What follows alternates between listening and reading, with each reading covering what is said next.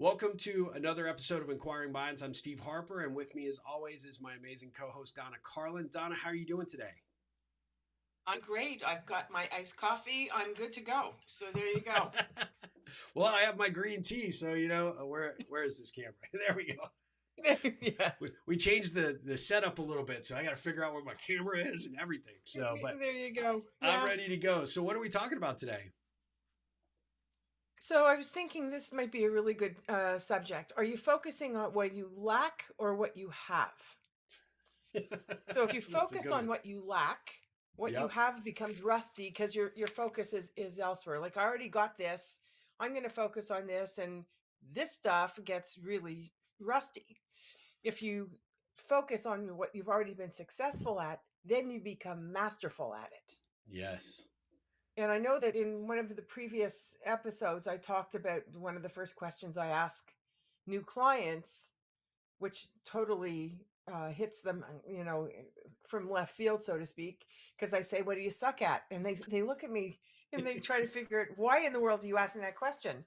Because if you always try to ramp up and do more, you're not Yep. going to be masterful at anything. So do what you've already done well and ace it so that you're not one of the best. You're the only because you're just so amazing at it. Yeah. Yeah. Well, that old adage, jack of all trades, master of none, is really true, right? And I think this is an interesting topic because I think that and I could be wrong here, but I think the natural tendency for a lot of people is to focus on what they don't have as kind of the default behavior. You don't recognize or appreciate the things that you have accumulated, whether it be material, trappings, or skill sets or knowledge or experience. Everybody's kind of like always focused on the next thing and why I don't have it and somebody else does, and this fear of kind of missing out.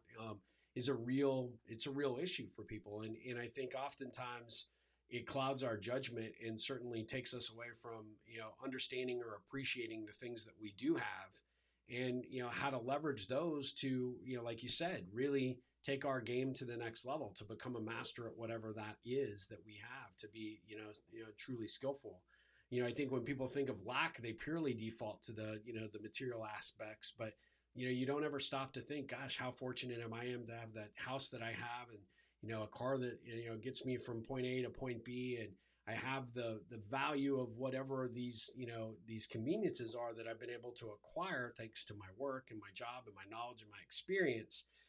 But this more kind of perspective really does seem to undermine a lot of people, and I see it in a lot of my coaching clients. So I love how you start off with that question with yours, because it really does make sense as a good baseline to kind of give you some perspective as to kind of where they're coming from right out of the gate. Yes, and I look at it's what are the materialistic things that I lack and what are the skill sets? Yep. Looking at what are the skill sets that I lack because this one does it really well and this one does this and this really well. Yeah. So I can't compete if I don't focus on ramping up, in areas that I lack or I'm weaker in. Yep. What makes you think you need to do everything great? Yep. I like that. Yeah, I mean, I think that we just default and think we have to, right? But nobody, there's no rule book, right? Nobody hands this to us when we get into our lives or to our careers and says, okay, well, this is how you do it, and that's to a certain degree, I think, a disadvantage as well, because you don't really know the rules of engagement that you need to play by, and so you do think that you got to keep doing everything and you got to be good at everything, and when you're trying to be good at everything, you're probably not good at anything. I'm processing that one. Well, maybe you will be good at something. I mean, well, the tendency is to not, if you're, you go back to the word master, right? Find that one thing that you're really, really, proficient at, that you've acquired the knowledge or the experience, and you really can leverage that to really open up new doors, new opportunities, and take that experience level to the net, to really to a entirely new level. Malcolm Gladwell is pretty famous for in Tipping Point talking about the 10,000 hours rule, right? Like you are a magician, magician. You're a magician. You're a magician now, but you were a musician back then. But guaranteed, there was a mastery level that you had to attain by continual competitive or continual repetitive practice and your approach to mastering the instrument. And that paid off for you. That's why you got into the National Orchestra. That's why you were so successful down that aspect of your career path. um, but if you had been like, well, let me dabble a little bit here and let me go do a little bit over there, and oh, there's a new instrument, I want to try that, you really don't ever get that, you never get your mojo going to the point that you become really proficient and awesome at one thing before you move on to the next. George Leonard wrote a book years ago called Mastery. I don't remember what the subtitle of it is, but he was brilliant in that. He talks about how people achieve mastery or don't, their learning style and how committed they are, because he maintains, and we're doing a program around this, that you achieve mastery when you're plateauing, not when you're moving up, but when you're plateauing. And the repetitive stuff that you talked about with Gladwell, it's more the subconscious. Like Mm-hmm. when you learn how to drive a car, it's conscious. Yep. Every move is conscious. You've been driving 20 years, it's automatic. It's automatic pilot, so to speak. And the same thing goes when you are practicing your craft on a regular basis. You achieve mastery when you are at that plateau because it becomes one with you. Yeah, well, If you you talk about that, you think about that skill like driving. You're aware of paying attention to everything when you're a new driver, right? It's like, oh, got to stop, got to brake, got to pay attention to the lights. I got to scan my mirrors. I got to do all these things, 10 and 2. And yeah, I don't know how you drive up in Canada, but that's how we do it here. We're supposed to. cute. You guys may be like, I don't know, it's fine, but but you have you ever found yourself driving in a car and you leave a place and then you get to your destination and you can't actually remember how you got there because everything Oh else is yeah. like taking your attention, and so it moves from your conscious to your subconscious. So these things are like on automatic pilot. Doesn't mean that necessarily any of us become masters at driving because circumstances probably dictate that you may or may run into circumstances that could shake that perspective up pretty quickly. Somebody run out in front of you, or a car runs a stop sign or a stoplight, etc. But it's when you do have that particular skill where you can just do it without thinking. I don't remember who I heard this from, but I remember the context of mastery being when you don't have to think about what you do and it just becomes second nature, kind of like you implied. And at the end of the day, the value of what you're delivering is significant. However, you can now teach somebody else in order to do it. But more importantly, you teach them as much as you can, but they are intrigued or excited enough about what they've learned from you in order to want to take it beyond your skill set or your ability.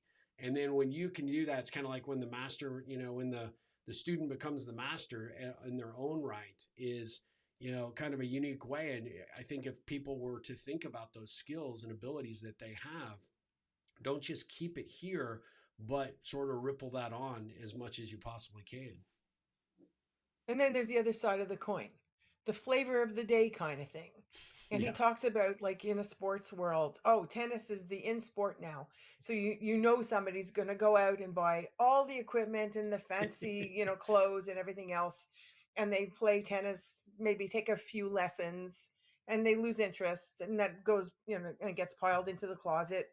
And then the next flavor of the day, whatever it might be, soccer, for example, where they decide they're going to take that up, and they get all the equipment and all the fancy clothes and everything else, and they lose interest in that, and that goes in the closet. They don't take anything to a level of any kind of mastery, never mind proficiency.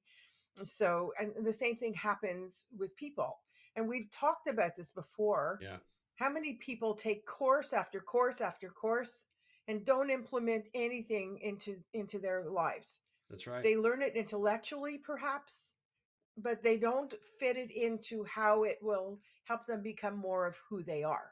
Yeah. No, good So, point. it's focusing on what you don't have for all the wrong reasons. Yeah.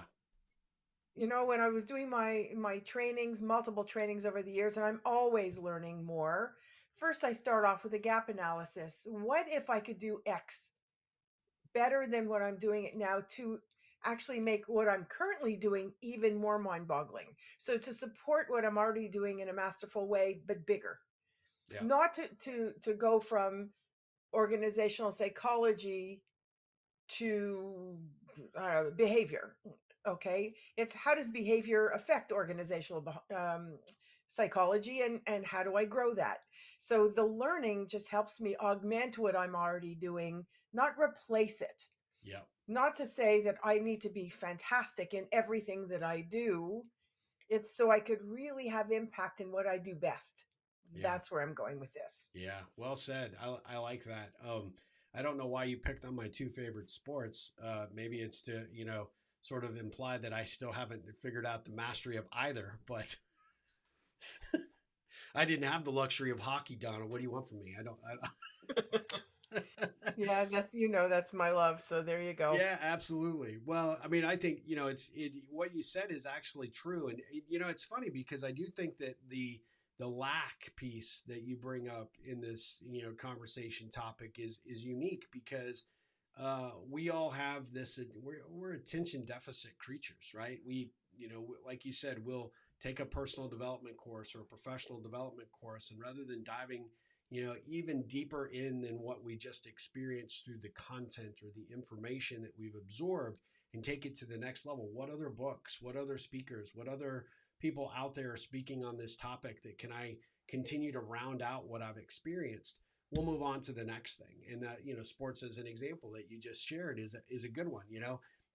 It piqued my interest, intrigued me for a while, but then I'm off to the next thing because I want more, more, more, more, because that's Mhm. feeding our brain and our ego that, oh, I got that. Now I'm moving on to the next thing. And then when you really look at the whole series of things that you've picked up along the way, it's like, well, do I really have any of it? And have I really benefited myself in any respect? I've burned a lot of time. Maybe I've spent a lot of money.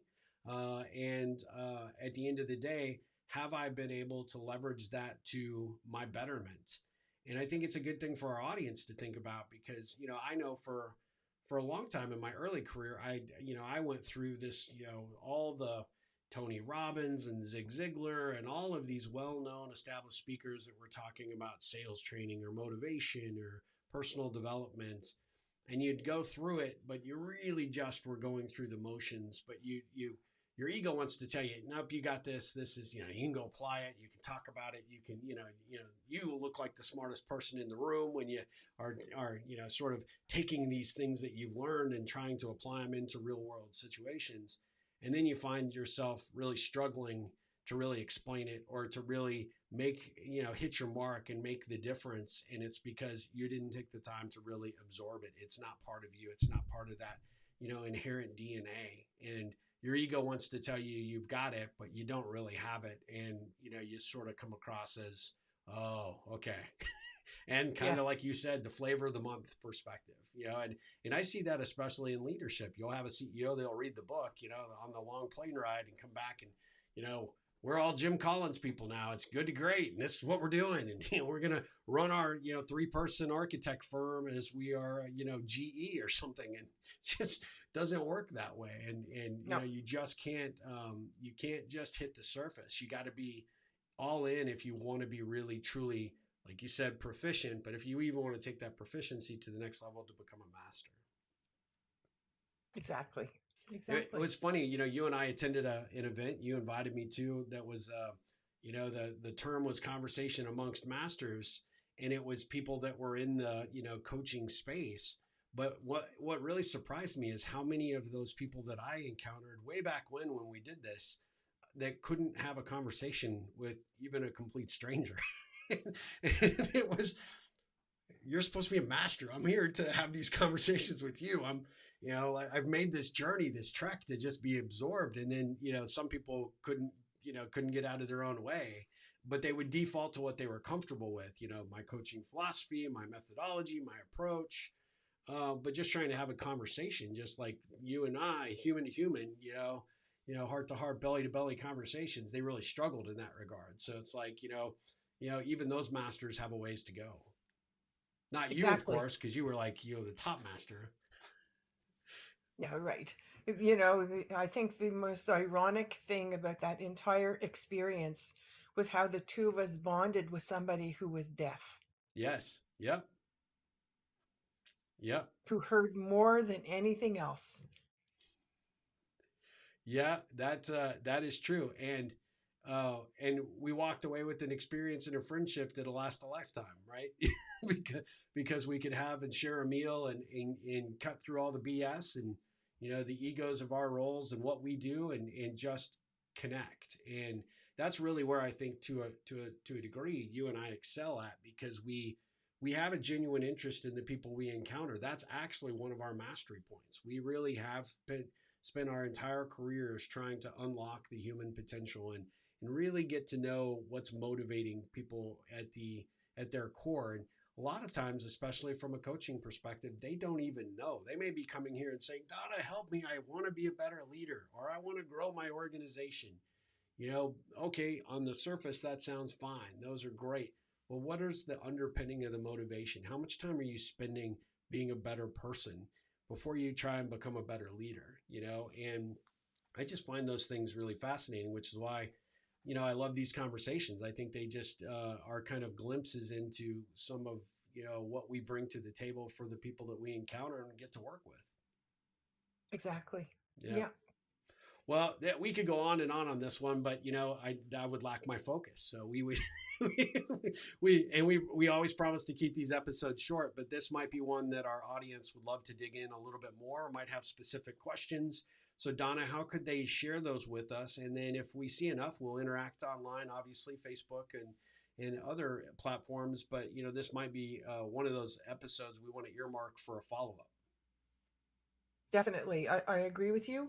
I would love to hear from the listeners. Join our Facebook group, Inquiring Minds with Donna Carlin and Steve Harper, and we post our videos there. You could get us on our podcasts, on our websites. Steve is at ripplecentral.com. I'm at donnacarlin.com, Carlin with a K. And we'd love to hear from you. How did these impact you?